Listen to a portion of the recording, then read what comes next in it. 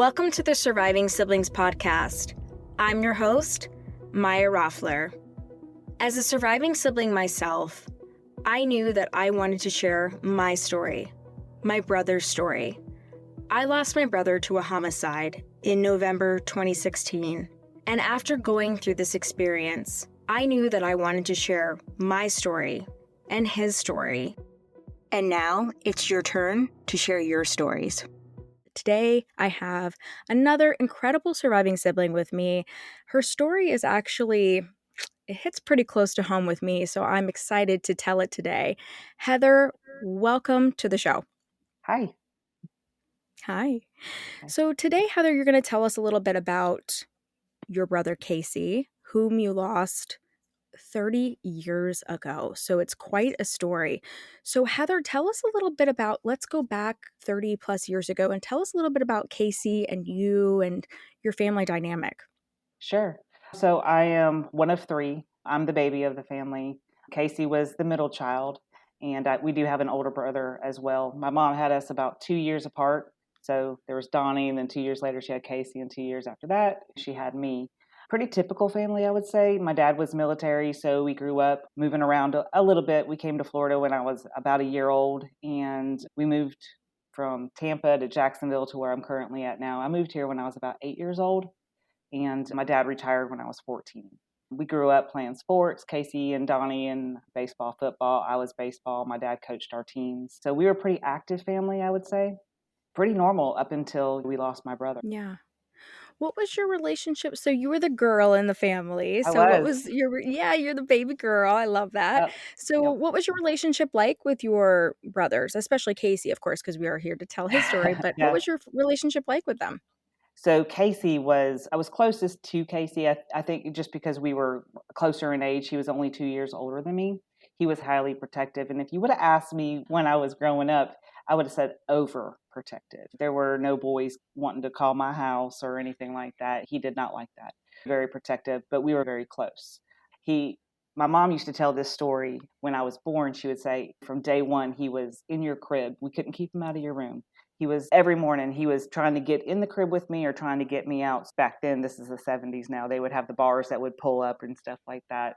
And she would try to keep him out, and it did not work. That child was in my crib every morning, and he wanted to be right next to me at every step of the way. And it pretty much stayed like that up until he passed. But yeah, we were a very close, me and even my oldest brother, we were all very close growing up. Yeah. And it's so funny that you said the bar that lives. I remember that too. I'm an 80s baby, but I remember that. I'm the oldest of four. I remember the bar and I was so excited like when my siblings were born because I'm the oldest. So I would go in. So I Yeah. really connect with your brother Casey on that. Yes, Yeah. leaning over, trying to pull it down. And that's really Yep. cute. She Yeah. had to put that up because he was trying to pull me out.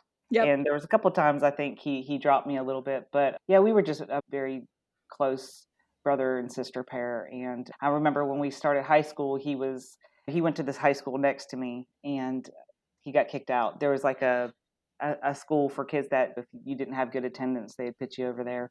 And so they sent him over there, but he still came over every day just to make sure. I was a freshman at the time, just to make sure I was okay. But he was just very highly protective.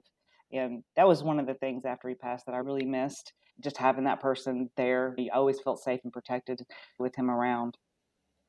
Yeah, we're going to get into that in a little bit, but losing that kind of protection and that big brother love, it's difficult. It definitely is. And I know a lot of you guys listening can relate to that as well after going through that type of loss.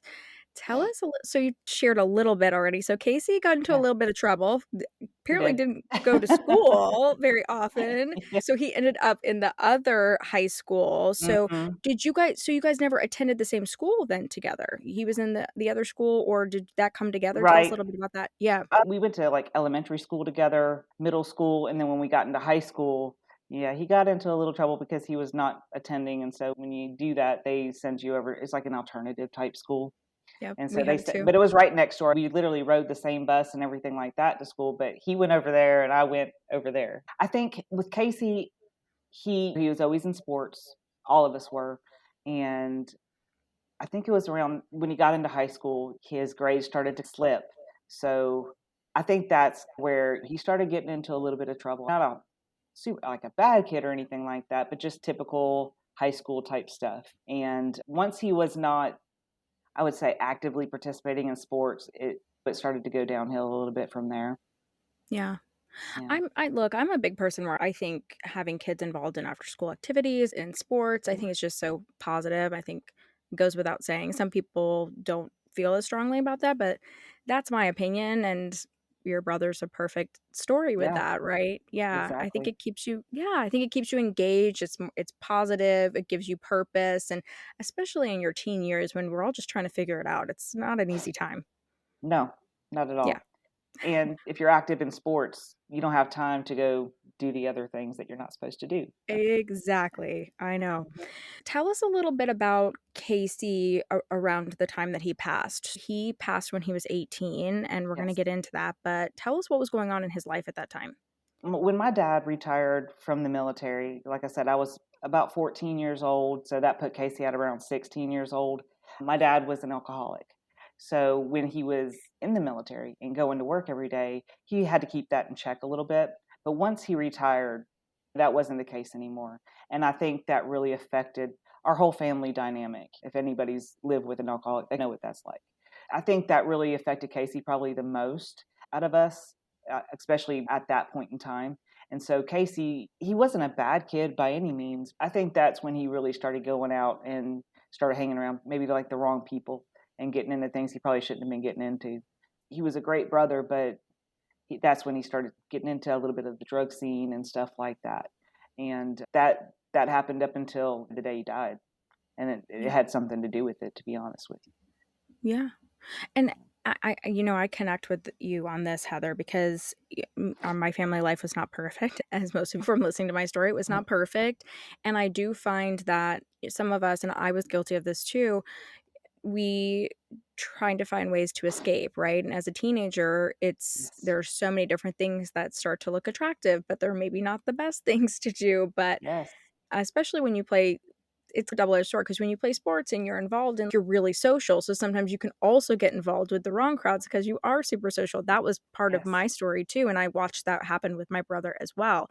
So yes, living with someone who has, yeah, it sounds like your father was full functioning. And then once his purpose was maybe pushed to the side a little bit in Hmm. retirement, it reared its Yeah. head, as I like to It say. And was he was full functioning until he wasn't, which yeah, then spiraled into their marriage not doing so well anymore. There was more fighting at the home, and I think a lot of teenagers, when that's going on in the house, you just want to get out and get away from it.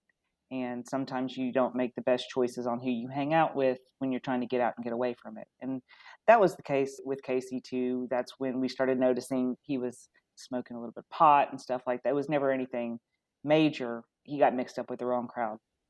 yeah. And Yeah. yeah, absolutely. It's a bit of escapism, right? It's okay, this is going on at home. Like, how am I going to deal? And as teenagers, we really don't have the skills to do that. We just Mm-mm. don't, right? No. Yeah. And we're able to reflect back on that, right? But our brothers are unfortunately not able to, which is Right. why we're here talking about this today. So Casey's kind of hanging out with the wrong kids, doing some stuff he shouldn't be doing. So tell Yep. us, was he still in high school when he passed? It was his final year. It was supposed to be Wow. his senior year of high school, but he passed in October, which was like the very beginning of that year. I was a sophomore in high school at the time. So yeah, he was set to graduate that year. We hope you're enjoying this incredible episode of the Surviving Siblings podcast. I'm your host, Maya Roffler. We'll be back in just a minute after hearing from our incredible sponsor. If you've lost a sibling, trust me, I know exactly how you feel. I'm Maya. I'm the host of the Surviving Siblings podcast, but I'm also the founder of Surviving Siblings Support. I know that going through this experience is extremely difficult, whether you've lost a brother like me, a sister, or perhaps more than one sibling. Trust me, we know exactly how you feel. So that's why I started our Patreon account. You can click below to find out more about our Patreon. If you join our Patreon group, it'll give you just a little bit of extra support that you need along your journey as a bereaved sibling, or as we like to call it, a surviving sibling. We offer monthly support groups. We offer a free copy of our grief guide. that is actually found on Amazon. It's called The Grief Guide for Surviving Siblings. We also offer direct messaging to our community and to me for extra support. And we have incredible events. We have workshops throughout the year that you'll get access to, and you'll also have access to our summit that happens annually. And so much more as you'll connect with a community of surviving siblings that understand the journey of losing a sibling. You can click below to join us today and also check out some additional VIP features that we offer. I hope to see you in the group, and until then, keep on surviving, my surviving siblings. Wow. So, Heather, tell us a little bit about that October and that time. Let's get into that. So, it's October. He's hanging out with some of the friends he shouldn't have been hanging out with. Tell us the story. Tell us what happened. So Casey had just turned 18, like a week, maybe 2 weeks before. His birthday was October 8th. He got shot on the 19th.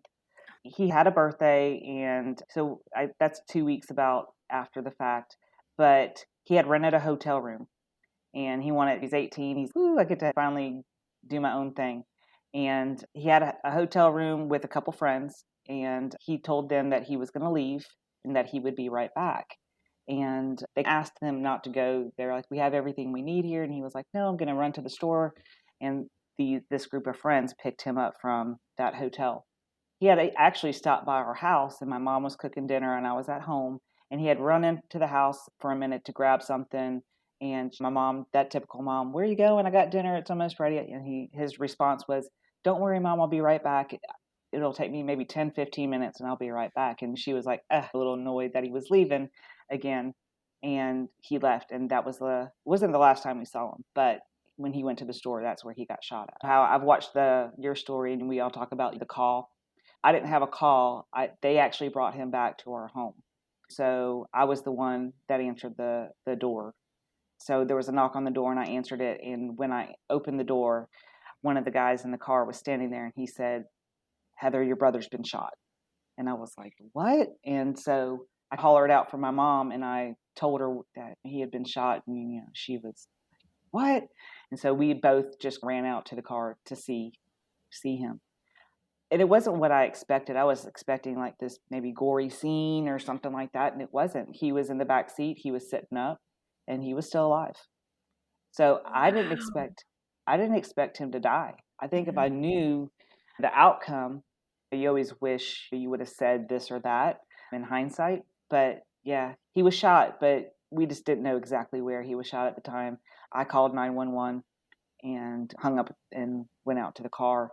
I positioned myself in the front seat of the car because he was in the back seat, and I was holding his hands and asking him questions, and he was able to still speak to us and everything. So when we found out what had actually happened, where the bullet went right into his brain, even the physicians at the hospital didn't believe us. They had to get the ambulance drivers to confirm that he was able to do these things, because it's pretty astonishing that he got up and walked into the ambulance on his own. He wouldn't let them touch him. That's just my brother. He was afraid is what it was, and he was in shock, I think. But I wish in hindsight we would have actually asked him questions about what happened, how did this happen, but we didn't. We were more focused on him and how he was doing versus what happened to you. And that is a major regret that I have, because we never really got to find out what exactly happened to him. And we've talked about that, but yeah. My mom was in the car with him too, asking him where he hurt, where he was in pain, and he showed her it was in his mouth. But we fully thought, okay, this isn't that bad. If he's able to talk to us and there's not blood everywhere, he's going to be okay. We're going to get him to the hospital and he's going to be fine. The ambulance finally arrived and they took him to the hospital. And it's funny how when you look back in chaos, my mom went with the ambulance. She followed behind. My dad, I think, took a separate vehicle and he went behind. And the next thing I know, I'm just there at the house by myself. They weren't even thinking. They were just like, let's go. And so my mom called me about an hour later, and I was sitting there, and she said, and that's when she broke the news to me that how bad it was, that the bullet had went into his brain and he was in surgery, but they weren't sure if he was going to make it or not. And I was just devastated. So I think that's the call that I got I was going to say, Heather, that was your call, but Yeah, wow, there that's the was so call. much going up to your call. I don't think I've heard a story like that, but I'm sure I'll get messages from you guys saying, but I have a story like that too. Yeah, But that's why it's important to share these different stories. I am just blown away listening to this, that Casey was able to talk. And you're right, hindsight is 2020. And you guys, I would have thought the same thing, Heather. I would have sat there yeah, and been like, okay, he's talking, he got up and walked, but I'm sure, and I have to ask you this, I'm sure it was adrenaline and just fear and just like everything pumping through his body, like yeah. survival mode, right? Like, Just total shock. what did the doctors They say? were when you get into the ER when they bring you in, they were trying to get him to lay on the table. He was so combative when they got him in there, and that shock right there. But they couldn't get him to stay still and to even get an X-ray to find out what was wrong with him. That they had to put him out because he was so combative. And my mom was like, she was so devastated that they did that because she wanted to be with him. I think when she arrived, and when they put him out, that was it. He never came to again. When they finally did the X-ray, the bullet had went in and ricocheted 9 times. So just back and forth. It never exited. So when they did the surgery, they were really just trying to take the pressure off of his brain. And they told us immediately there's no chance of survival. So we decided, or my mom decided, I didn't even know that night. Even when it's funny because my now husband, his brother pulled up at my house, and I was sitting outside because I didn't want to go inside my house. There was nobody in there. And he pulled up and he said, he had heard about my brother, and he said, "Get in, I'm going to take you to the hospital. You're going with me." And so I went to the hospital that night. And outside of the hospital in the ER bay, all his friends, there were so many people just waiting to see, is he okay? Is he going to make it? And when I got up there, I still thought everything was okay, because if you get to a hospital and your loved one is in surgery, that told me there's hope. They wouldn't do surgery on somebody if there was no hope, right? That way too. And so my mom, she didn't want to tell me yet. That's not why they were doing it. They were doing it to take the pressure off and maybe to see, but my mom had decided to donate his organs. So that was part of the reason why they were doing this, but she didn't have the heart to break it to me that night. I actually left the hospital. She said, "Hey, why don't you go home?" It was probably about 3 o'clock in the morning. She said, "Why don't you go home and get some rest, and I'll send somebody to come get you and bring you back in the morning." And I said, "Okay." The next morning, so I went home that night, and I spent the night with my best friend. She lives right across the street from me. And the next morning, my neighbor took me to the hospital. And I got there, and as soon as I walked, I just had that feeling that it wasn't going to be good. I don't know. Nobody had told me. I didn't know. But that drive, I don't even remember waking up that morning. It's funny how you have these memories, but there's blanks there. I don't remember waking up that morning and getting dressed or any of those things. I do remember the ride to the hospital, and I remember feeling they're going to tell me something bad. And so when I got there, my mom met me in the ICU, and she said, "He's not going to make it. He's on life support, and this is your time to say goodbye." And it was so devastating because I had never even been in a hospital at that point. No, none of my family members had been in a hospital. So it was really tough. And there was a nurse in the ICU, and I'll never forget her, but I didn't know how to do that.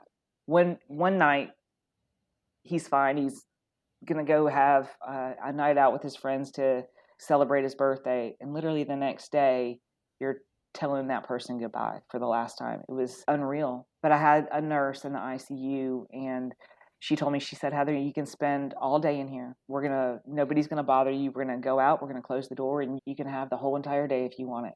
And I said, "I don't know what to say. Can you hear me?" I didn't know. And she said, "Hearing is the last thing to go, is what we found. I think he can hear you. I can't prove it, but I think he can hear you. So just say whatever you want to say." And it's funny because I brought headphones with me, and back then, this is the early 90s. There wasn't, phones and stuff like that, but I had a little CD player or something like that. And I put on his favorite music, and I put the headphones on him so he could hear it. And they had done all the tests, and they said that he was brain dead at the time. So he shouldn't be able to really do anything. But when I put those headphones on him and I started playing music, his heart rate popped up. But actually, yeah, so we were supposed to donate his organs. And so they actually had to keep him an extra day because the nurses at the nurses station saw that his heart rate started to go up when I started playing music. So they had to make extra sure that he was not that nothing had changed. But it was interesting because I almost took it like a sign that he was telling me, I can hear you. I'm still, even though he wasn't physically there, I almost took it like as a sign that he was telling me, I hear what you're saying. I believe in that, Heather. I fully believe in that. I Yeah, fully believe in that.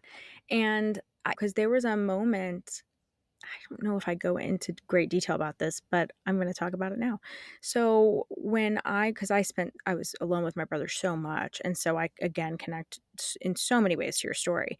But there was a time when, he was, same thing, life support, should not be making any movement, should not be. right. But there was a time when I was sitting in there and I was talking to him about certain stuff, and his hand grabbed mine. And I will Wow. never forget that. And I had a beautiful nurse just like you. Shout out to these nurses Yes. because they do make a difference. Like this one particular nurse, which I do talk about at length in the first season. So if you want to know about that, check out the first season. But this particular nurse, she let me stay. I wasn't supposed to be sleeping in there with him. She let me do that. Like they talk to you, and what a gift that she said to you, we think hearing is the last thing. So you wouldn't have Right. thought to do that maybe if she No. hadn't, you never know. And so Right. I remember this nurse, and I just love, some of my family liked the other nurses. This one I liked. I still have her phone number and email address to this day in my brother's like file of stuff. And she worked in the evening, and I remember her, she was like, do you want to help me like wash up your brother? And because I didn't want my dad to see him a certain way, and just these Sure. gifts that she gave me.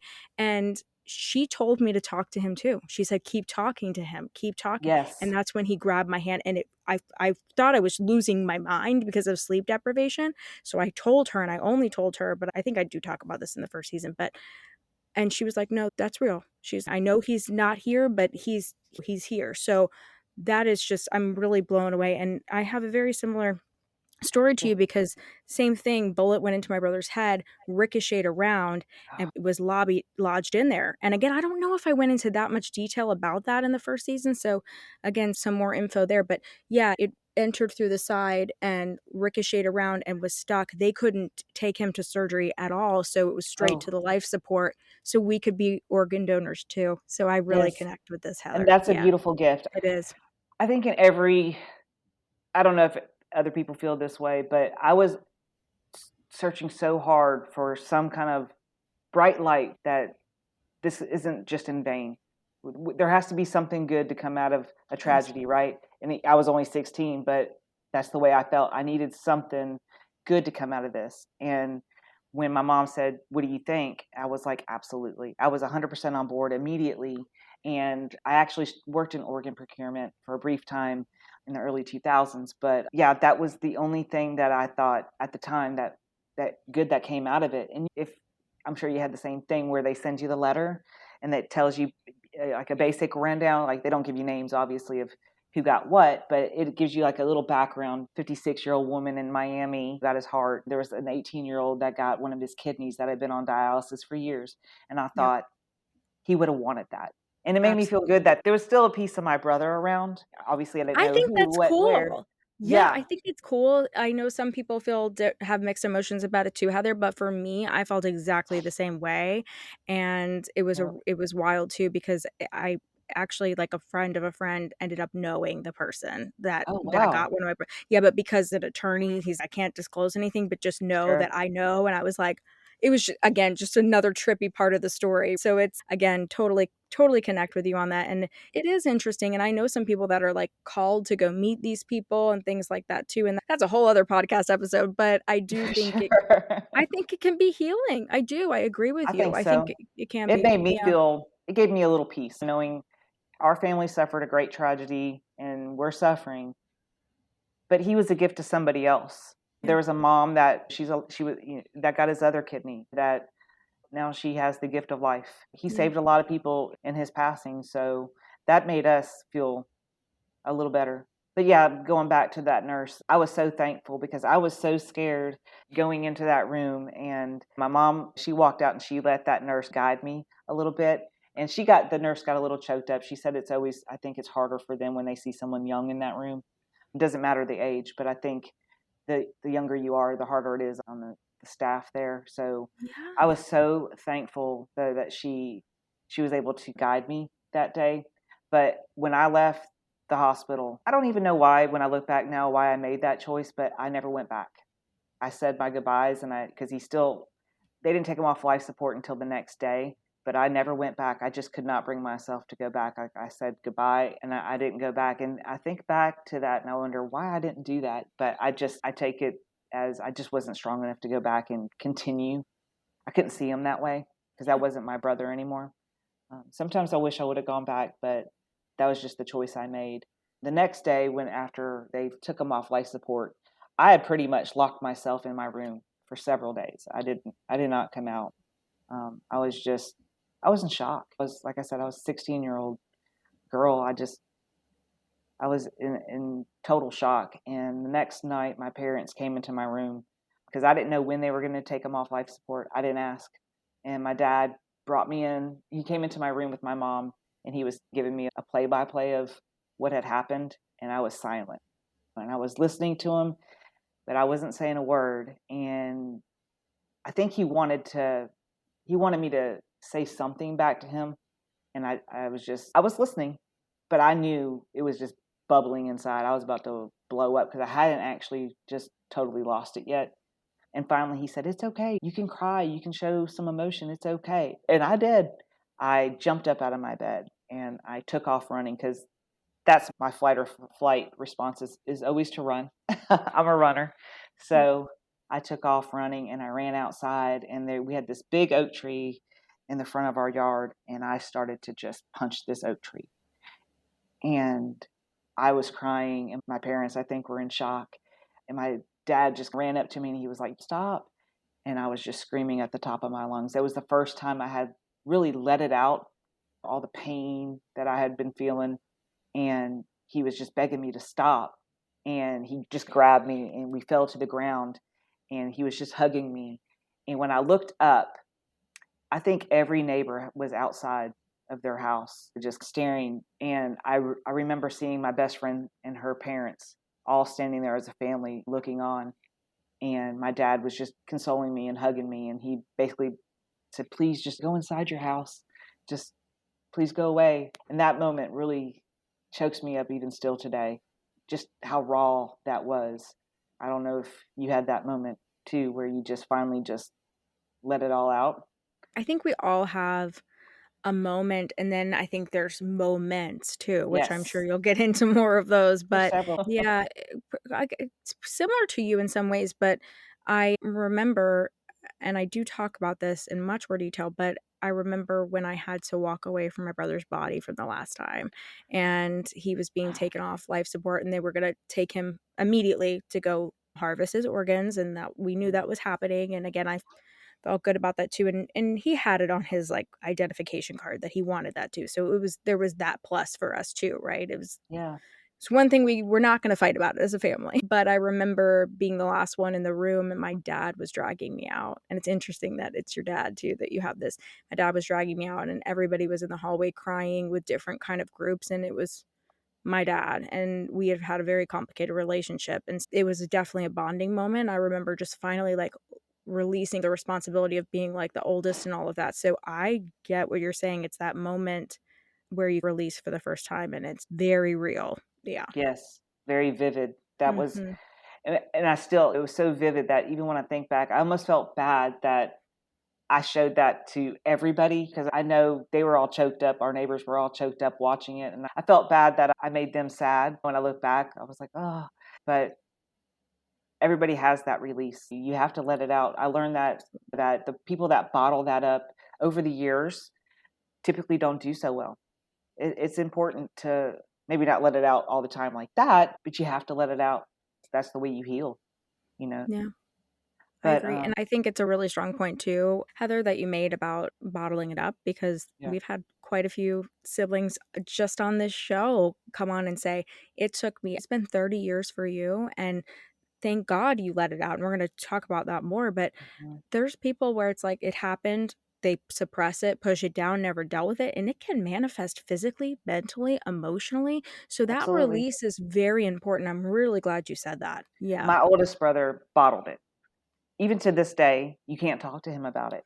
If my mom brings it up, he immediately will shut her down. I don't want to talk about it. 30 years later. Isn't that He still interesting? cannot. But we had different relationships. And I get where he's coming from too, because they were brothers. So that's a different relationship. I think Right. brother and sister, and not one's closer than the other, they're just different. But him and Casey had some not so, their last words weren't great. And we've tried to get him to understand it's okay. Siblings bicker and they fight with each other. It's unfortunate that those were your last words, but it didn't mean that you guys weren't close or that you didn't love each other. But I think there's a little bit of guilt there. And Yep. that's a whole nother level of grief when you have that on top of losing a sibling, as if you said something you regret later down the road. So I personally have tried in my life now to not leave people with words like that. If you're in an argument or something like that, it's probably not the greatest idea to leave with that being the last words you say to somebody. So, Yeah. yeah, Loss, a significant loss like this will definitely change things like that for you. for Yeah. sure. Yeah. So you have this very intense moment. I feel like I can even see you like going to the tree. Like I really envision this. You're definitely a great storyteller. And so what happens next? Your brother is taken off life support. You're Yes, only 16 years old, only Heather. 16. Do you guys have a funeral for him? What does post this traumatic event look? And then obviously there's the questioning of what happened and what happened. So definitely want to get into how you dealt Sure. with all of that. Yeah. hmm Yeah, we had a funeral for him. I don't know how many days later, but we had a funeral for him, and family came in from out of state. It was a pretty big funeral, and we really didn't start even asking questions about what had happened to him, because you know how that is. Like when you lose somebody, you're in such shock that certain things just aren't on your mind initially. Especially like my mom and my dad, they were more focused on families coming in. We got a funeral to plan. Um, Yes. there was a girl that went to school with Casey, and her dad um, had a funeral home, and Casey was actually buried. He had turned 18 right before he passed away, but the military base, because he was so close to turning, had just turned 18, they still allowed my parents to bury him on base, which I thought was really special. My dad has since passed away, so my dad is buried with him out there on the military base. But there was a girl that went to school with Casey, and her dad owned a funeral home, and they donated a casket for him and everything. 'Cause that's a large, unexpected expense. You know how much funerals cost. Yeah, he had called and introduced himself and said, I want to do something, and I want to donate this to Casey. And so that was really special. It's amazing how people just show up, people you don't even know, you're not even close to or something, and they do such a nice thing. And those are those things that in every tragedy there's always something good that happens, and it's really touching to see someone just come out and do something. He didn't have to do that. But yeah, so we had the funeral, and I would say it was a few days after his funeral that was the first time we started going, what happened? Because I didn't really get into what happened to Casey, but he was in a car with four other guys. They had picked him up, and like I said, they went to the convenience store. The story was that they were going to buy beer. There was one guy in the car that was over the age of 21. I think he was 21, 22 maybe. Everybody else in the car was underage. Casey was the second oldest. He was 18. There was two 16-year-olds and a 15-year-old in the car. The guy that was over 21, he was at a bar, a neighborhood bar, just a couple of days after Casey had passed, bragging that he had killed my brother. And the bartender, she wasn't like good friends with my mom or anything, but she knew of my mom because they had pool tournaments there. My mom would do those, and she listened to this guy explain what had happened and bragged about killing my brother. So she actually kicked him out of the bar and called my mom the next day and let her know. And my mom was devastated. But my mom called the detective and let him know, and he said he would look into it. And that wasn't good enough for my mom. The bartender had his ID. She got his name and everything, and she had told my mom that while he was bragging about taking my brother's life, he was also telling her people where he worked. and stuff like that. So my mom paid him a visit. Your mom sounds like my kind of woman. Yeah. Yeah. Because she just had this feeling that the police weren't going to do anything about it. So my mom went and paid him a visit. He worked at a grocery store and he was stocking shelves. And so she just walked straight up to him and asked him, and he started to cry and beg her not to do anything, that he was just drinking and that it wasn't true. But the police, I think that was one of the things that was really difficult, is that, and I'm sure other people can relate, is that if there's not a proper investigation done into these cases, it leaves the families going over this forever. Yeah, I don't think you ever let go of it. Not 100% anyways. And I go in cycles with it. I have over the years, where initially I didn't really think about stuff like that. I didn't want to go down that path and question it until I got maybe into my early 20s. I really started second guessing or really getting into it. But they spent a total of 5 hours investigating my brother's case, and that was it. They just wrapped it up. So I think there's certain things in any investigation, if there's certain red flags, they shouldn't be able to close it. They should have to at least investigate a little further. I'm not saying that just because they have a certain red flag, that means it was a homicide or something like that. I just think that if there are certain red flags, they can't close the case immediately. They have to go out and they have to get more statements or dig a little deeper. Because in my brother's case, there was no gun. They never located a gun. That's crazy. Wow. If the theory is that he did this himself, where'd the gun go? It's impossible. It's impossible. Yeah. It's impossible. And like I said, his money was missing. His wallet was gone. How did that happen? So those are all signs. I'm not saying it's 100% that he did that himself, or he didn't do it himself, or whatever. But if items are missing off somebody, right? Money, he had, I think, $600-700 in his wallet. That's gone. There's no weapon involved. That's missing. They should have to do something more. It wasn't until a year and a half later that the driver of the car came and told me what had happened. And I still don't know if that's 100% the truth. Now, did what he say align with what was being said at the bar by this individual, as I'll nicely call him? Yeah, it did. Wow. So I'll reverse just a little bit. Mm-hmm. I never believed that what was said happened to my brother. I never believed that was ever the case. My brother we grew up in a family that we went hunting, we went fishing. We had a gun case in my living room, unlocked. It was the 80s, so it was just different time. I get it. Different time. I'm not saying that's okay, but it was just a different time. We knew gun safety. We would never touch something like that. So it just didn't make sense that my brother would play with a gun and accidentally shoot himself, right? That was the story that we were told. It wasn't until maybe 5 years ago that I actually requested the case file from the sheriff's department, that I was like, wow, that's not what was told to me in the beginning, because I knew one person in the car very well. I went to school with him since I was in 5th grade. And I never thought he was involved. I thought he was scared for his life too, and that's why he didn't want to say anything. And he was very close even after my brother passed. So I never thought he had anything to do with it. I ended up dating him about 3 months after the fact. What another layer of betrayal too, right? Yeah, that has been, losing my brother was the toughest. The second toughest was that. But he was around from the day my brother passed. He was always around. If I went to a party or if I went off with friends, he would appear. And I thought he was grieving the loss of a friend.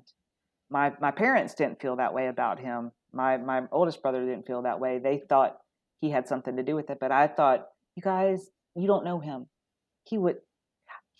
I thought he was a victim too. And he wasn't. I don't think he was. So we started dating about 3 months after my brother passed. And my parents were very upset by that. It caused a lot of conflict within our house. I ended up leaving home about 4 months into that relationship, because I think most people will relate when I say, when you lose a sibling, you're either going to get closer as a family or you're going to just get torn apart, right? I say it all the time, Heather. Absolutely. Yep. Ours got torn apart. It Mm. got ripped to shreds. My parents were divorced within 2 years of my brother's passing. We were all living in different households within 2 years. So yeah, it ripped our family to shreds. I left home about 4 months into that relationship. So maybe 6 months after my brother passed, I left home. My mom didn't want me to. I was 16. But when I left home, that's when I found out that this person wasn't a good person. He Mm-hmm. then had full access to me. So one night, the person I was living with, she was 18 years old and she had her own house. So for a 16-year-old, that was like, whoo, that was nice. But they all went out. He didn't want me to go. He wanted me to stay home and I didn't want to, but I did because he was upset that I was going to leave. And it was about 2, 3 o'clock in the morning and I was asleep on the couch. I was in a house by myself and he knew I was home alone.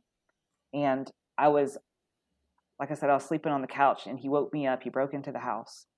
He woke me up and he was kneeling on the couch next to me and he said, "Look down." And when I did, there was a gun and it was sitting on my chest and it was pointed at my face.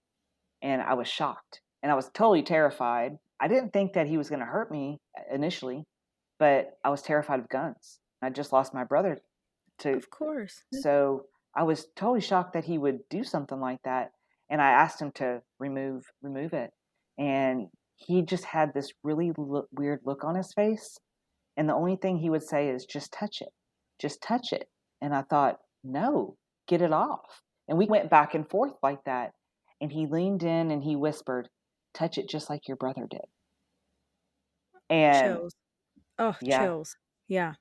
And I had this voice inside me that said, "Do not touch that gun. Whatever you do." I just had a feeling that if I did, something bad was going to happen. And it was almost like it was going to be made to look like I was sad or depressed and I did it myself. I just had that, oh, it was just such a loud, like internal voice that was like, "No." And I just looked at him and I said, "Do what you got to do." And he looked at me and he just locked eyes with me. It felt like an eternity, but it was probably just a matter of seconds. And then he just wasn't smiling. It was like he was like soulless at that point. And then he just broke and giggled, laughed, grabbed the gun off my chest, kissed me on my forehead and said, "I'll call you tomorrow," left and walked out. And I went, "Oh my God."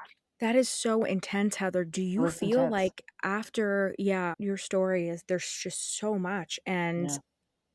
did you feel in that moment terrified, obviously, but Yes. I would think you would start thinking, oh my God, did something similar happen with my brother? Am I starting to put some of the pieces together? And maybe not in that moment, but maybe in retrospect, it was like, oh my God.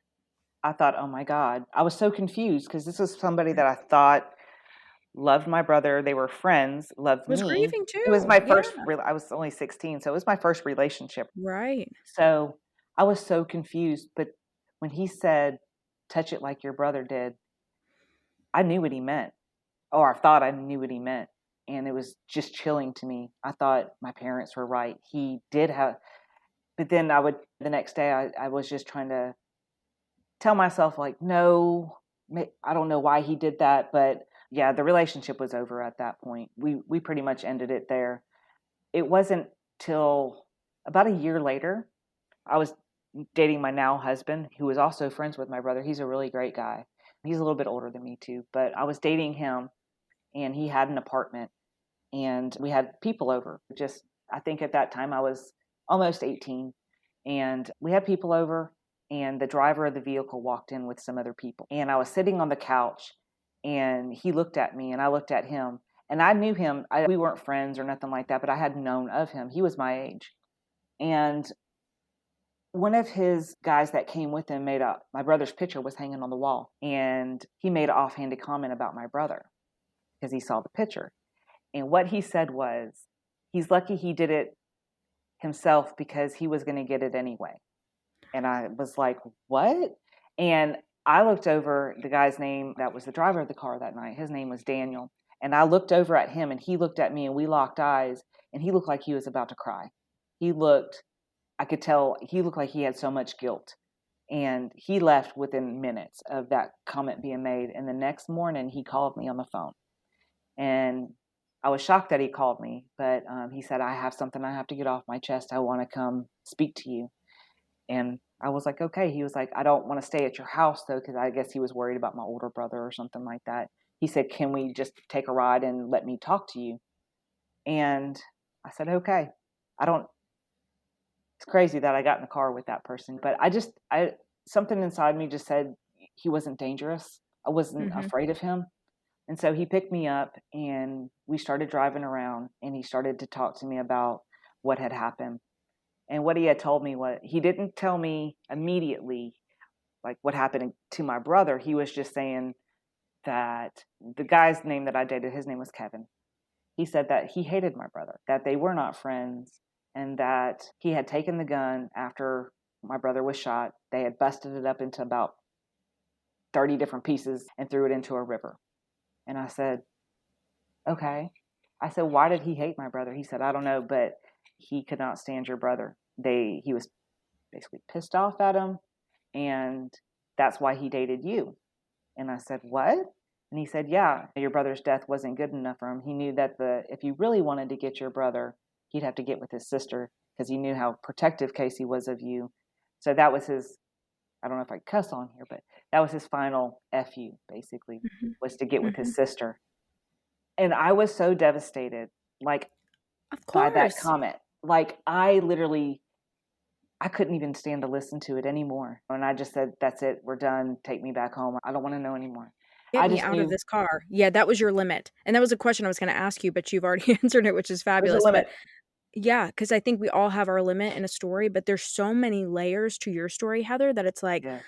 you, I think at that point, you got the answers that you needed, but they were horrific answers. But Right. I think we all know when we get the answers that we need. But for you, that was like answer overload. It's a It was lot. too much. In hindsight, I was like this close to hearing the full story. If you would have just been strong enough to just keep going. But I think my guilt would just knowing that I aided in somebody getting their final revenge was just too much to bear at the moment. I couldn't listen to any more. But so he took me, he was crying, I was crying. I really didn't feel like this particular person had anything to do with it. You could just see the remorse. He ended up Yeah. coming back. I wasn't home when he came back, but he spoke to my mom and he told my mom that Casey didn't do it himself. Um, that the driver of Which the, we all knew. yeah, Yeah. the doctor said it looked like it, couldn't tell for 100%, but he thought it was possible self-inflicted. So we went with that. The police didn't believe it, but they said unless one of the individuals in the car were to confess, there was really nothing they could do. I don't know.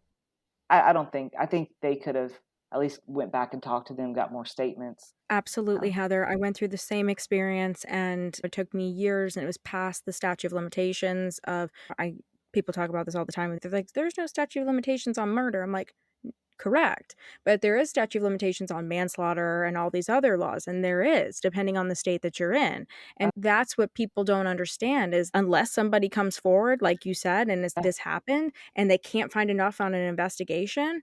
Times have changed a little bit. My brother was murdered in 2016, but it was even with all the evidence, the gun that the guy that was accused of killing my brother, it matched. It was a direct match. But because there wasn't enough people to corroborate the story, because they were all very similar, I connect with their story so deeply because it was a group of guys and they yeah. were all in on it versus just my brother. It's he said, she said stuff. And people have come again, very similar to your story, people came forward via social media. Again, it's more a current time Right. kind of thing, but it's the same thing at the end of the day. They weren't coming to my house. They were sending me messages. They were finding my social Oh media wow. profiles.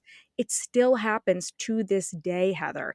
And Yes. people will tell me, you're right, this did happen. And it's people are scared though to come forward and Oh yeah. identify themselves and I get it. I totally get it. But for me personally, I just, and I think a lot of you guys listening will connect with this too, especially those of you who are like Heather and I, who did not get like the full court system, but you do get the answers that you need in order to move forward. But it is a tough road. It really is. Yeah. And do you believe the people that were involved? That's the other That's side a of the whole coin. other Is like, layer. how do Yep. I know that what he's saying, if he's blaming somebody else? He passed away in his early 30s. They said the guilt just ate at him, is what I've heard. I knew somebody that was friends with him. I didn't know that person when we were younger, but I met him. He dated my best friend, and he was like, "Oh wow, you're Casey's sister," and he was best friends with this guy. And he said, "I don't." He never would go into your brother's case or anything or what happened, but he was never the same after your brother's passing. He had night terrors to the day he died. And I thought, why would you have night terrors if it was something self-inflicted? Hey, he was supposed to be in the funny thing was, if you read the case file compared to their stories, none of them were in the car when it happened. Two of them got out and went into the store to buy beer. The other two got out to smoke a cigarette and left my brother in the car by himself, and they don't know what happened. They didn't see it, that whole thing. But that's not the case, because Right. when they told stories outside of the police department, they were all in the car and none I of get it I added get up. it. Same thing. They corroborated their story together, but then when things were being told, it's very eerie. And then the Yeah. police are like, "What happened to the gun?" And they're like, "We never saw a gun. We didn't even know we had one." But then where is it at? But we Mhm. now know what they did with it. And my thing is that if it was something my brother did, it was self-inflicted, why would they get rid of the gun? That was the one thing that could prove that you guys weren't involved. Right? I would never get rid of evidence that proved I didn't do something. Almost the same type of thing happened in this particular story of mine too. So again, I totally Yeah, get it. Yeah, and it it just doesn't add up. We're smart enough to know that does not add up, doesn't add and up. people who are not guilty don't do things like that. They just Right. don't. Even the guy that worked at the convenience store, he was the clerk. He said they pulled up on the side of the store, so not in the parking lot. They didn't go behind the store. They went to the side of it. You're not even able to do that anymore. They blocked it off, so you can't park to the side of the store anymore. But he said he heard arguing, because where he's at in the store is right on that wall. He said he could hear arguing, and it sounded like another group of guys pulled up behind them, blocked them in. And so there wasn't just them at the store. The clerk says no, another group of guys pulled in behind them. There was arguing, and then he heard the shot. Because one of the questions that we've always wondered is, maybe they didn't do it because why would they bring him home? He was still alive. Why would they ever bring him home where he could tell on them? And my thing is, I don't think Casey thought he was going to pass away. And I don't think Casey would have told. If somebody did that to him, he might have been too afraid to tell in case he did survive. He wouldn't want them to come back and do it again. You know what I Yep. mean? I could be wrong. I could be dead wrong on the whole entire thing. I'm not trying to paint that story. I'm just saying that was our journey through it and our Yeah. experiences with what we were told. Because in any story, you're going to have rumors from, it would be worse, I think, if there was social media back then. But you know how people make up stories that don't know. Oh And I yeah. never really paid attention to that stuff. But I did pay attention to the stories that were told from people that were firsthand. They were there. And that's all we really had to go off of. I'm with you, and that's how I handled it too, and I it's just so difficult, and when things start to come out, it's like weeding through it, and because you're reliving it again and you're processing it, and you're 30 years into this, Heather, and Yeah. you were so young. You were 16 when this happened. There's a couple things I want to ask you. What advice do you have for, again, you're 30 years in, and you're able to recollect this perfectly and Yeah. talk about it, and it is still, it's a part of your life, but in a different way, I think would be a fair way to say it. And Yeah. you, like you said, you don't get over it, but it's something that you can move forward and bring with you. But I think my first thing I would ask you is, you lost your brother when you were 16. How do you think that's shaped you all these years? And how have you been able to, with these guys coming forward and saying these different things, how have you been able to release and let go of that pain? Because for me, that's been a journey too, right? And people ask me often too, they're like, and I'm only 8 years into this, right? So Yeah. at this point, it's still a process. And you mentioned that earlier too, that you go in cycles, and I connect with that too. Sometimes I go, I'll, like, when I, I again, do. sitting with you talking about this, it comes up again. And I now am in a place where I know how to release it. I'm like, I can't get stuck there. I can't get stuck in that moment anymore. I can't get stuck in the anger or the questioning, but it's normal for it to come up. So I'm curious to hear from you, like, how did you deal with that at 16, and how have you been able to process and continue the cycles? I love how you said that, over the 30 years. What's that been like for you? Share that with So us if you don't mind. I'll go into, I think what helped me the most, and then was I was very young, so I didn't have any life experience. I think not that losing a sibling at any age is hard, but I think it's just different when you're really young because you don't have that life experience to base anything off of. An 18-year-old is not supposed to pass away. So I didn't have anything, no life experience to guide me to let me know it's going to be okay. It's going to be hard and you're going to struggle a lot, but it's going to be okay. But I'll tell you what I think really helped me the most was 3 weeks after my brother passed. I had this dream about my brother, and I've never, even to this day, I've never had another dream like this. But I was in that moment where I was locking myself in my room and just saying to myself and crying myself to sleep at night. And I got woken up out of my dream. It's the weirdest thing, but in my dream, I got woken up and there was a bright light. My room is across from the kitchen, and it was like someone left a light on in the kitchen and it was shining in my face, and it irritated me a little bit when I woke up in my dream. I didn't know I was dreaming. And I went to go see what the light was. And when I walked into the kitchen and I rounded the corner, there my brother was standing. And he was the light. He had this beautiful, warm, glowing light surrounding him. And the funny thing was, is he was in his bathrobe that he wore as a teenager. He had a little bathrobe that he wore. I have a picture of him in this bathrobe, but he was standing there. And one of the last things I actually heard my brother say while he was alive is that he didn't want to die. I knew he was afraid. And one of the regrets that I had is when I had that time in the car with him, I didn't say I love you. I was like, why didn't I at least say that? So in the dream, when I saw him, I was like shocked that he was standing there. And I looked at him and I said, how is this possible? You died. And he had this smile on his face and he said, no, it's not like that, Heather. You don't die. You don't die. And I just looked at him and I was smiling and he was smiling and I had tears running down my face because I was so happy to see him. And I said, I love you. And he used to always punch me in the arm. And the next thing I knew, he was standing beside me and he gave me a punch in the arm and I could feel it. And the next thing I know, it's like it went black. And then when it came back, we were both sitting on the couch and we were talking. And I was asking him all these questions like, how did this happen? What happened to you? Who did this to you? And he just looked at me and said, I don't want you to worry about that. It doesn't matter anymore. And I said, I know, but I got to know. I just want to know who did it. How did this happen? And he said, listen, don't worry about it. It doesn't matter. Don't worry about that. And then the phone rang and he picked up and he said, okay. And he said, hey, I got to go now. And he got up and he walked to the foyer and I jumped up and I said, wait. And he goes, it's okay. Don't worry.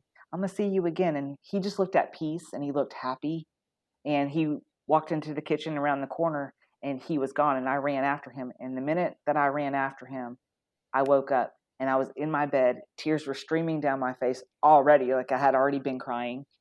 And I don't know if other people believe in it, but I do. But I believe that was a sign that he's okay. I think he really came to me to let me know that he's okay. That he's gone from this earth, yes, but he's not gone. We'll see each other again. It's just maybe not right now. That got me through.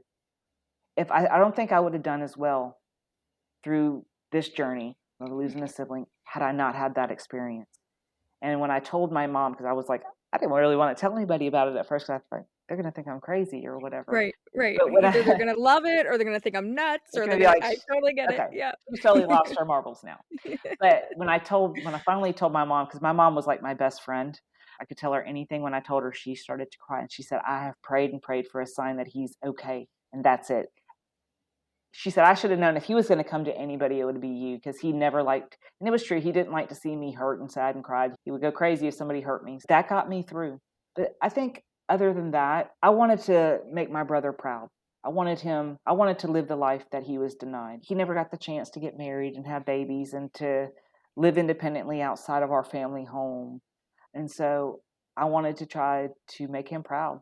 I wanted to go to school and do well in life and put that energy instead of going down that wrong path, because my oldest brother went down that path and I went down the other path. I wasn't going to use his death as a crutch to do bad things. And I'm not taking that. If that's the path you went down, I get it. It's hard to lose. So there's no judgment. I get it.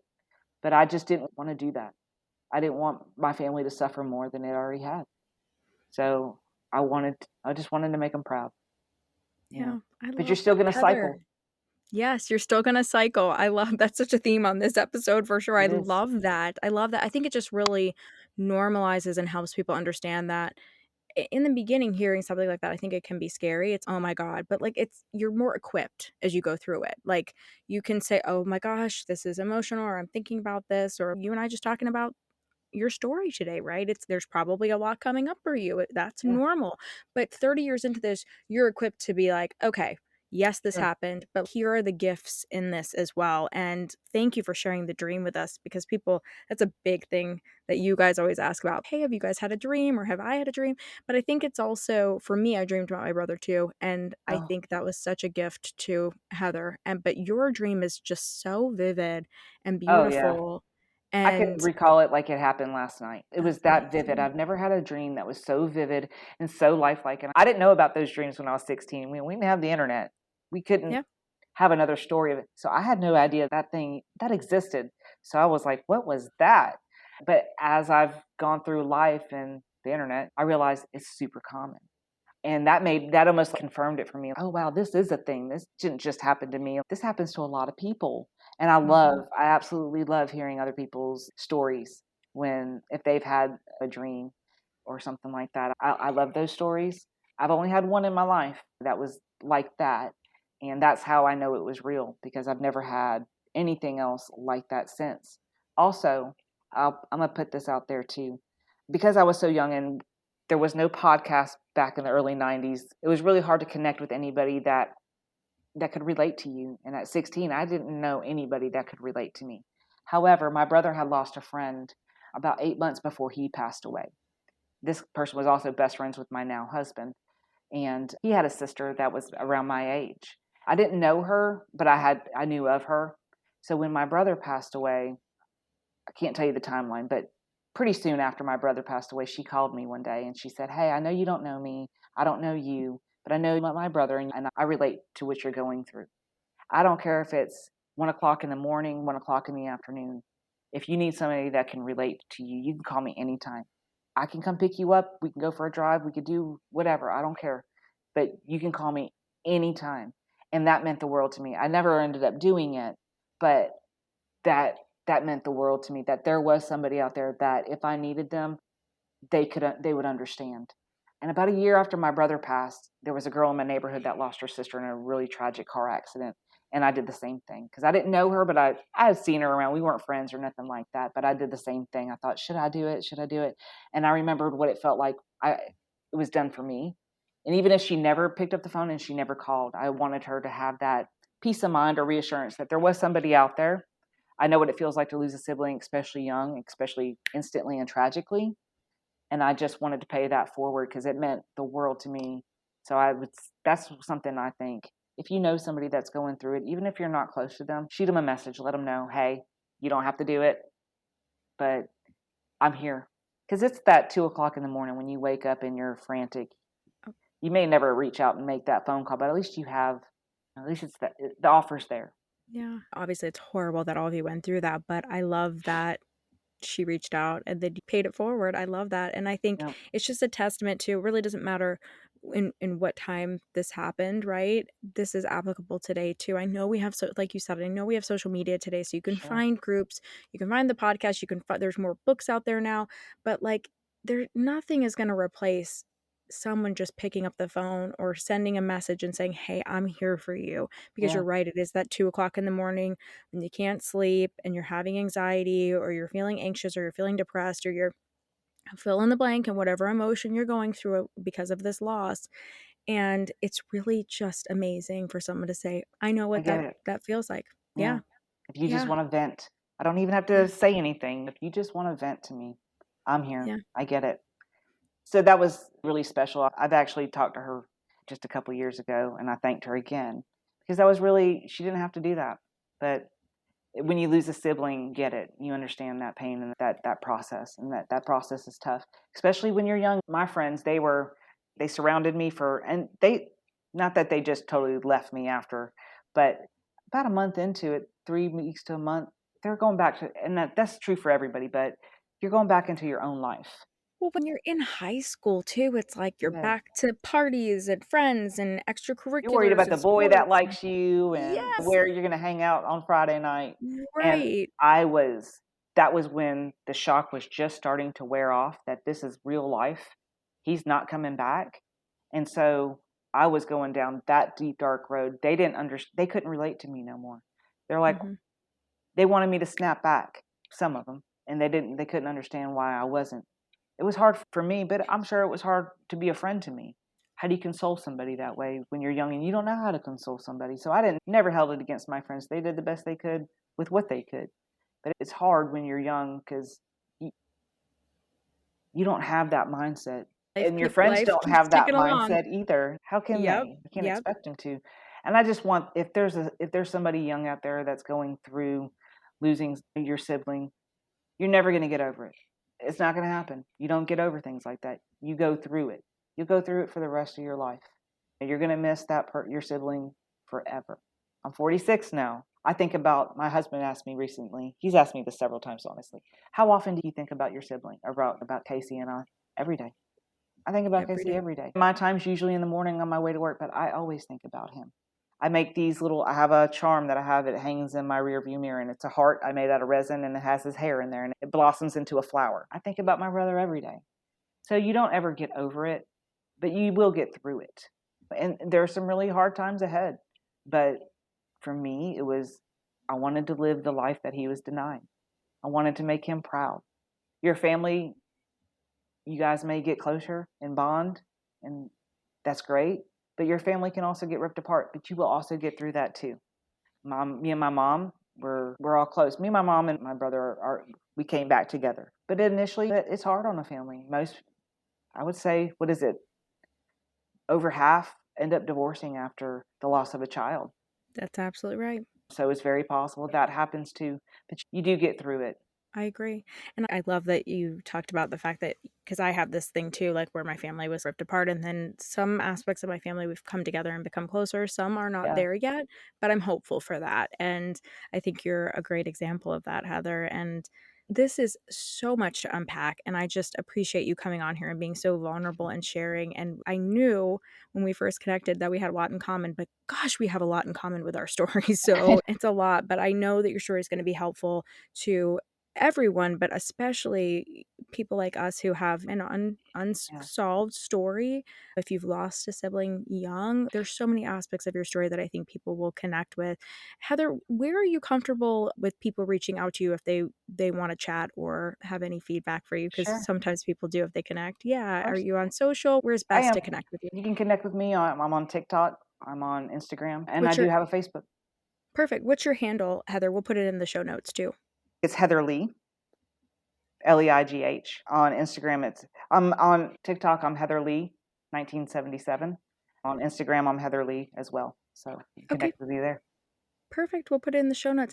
Heather, thank you again for sharing your story, and thank you for sharing Casey's story with us. We really appreciate it. Thank you. Thank you for having me. It was nice to meet you too.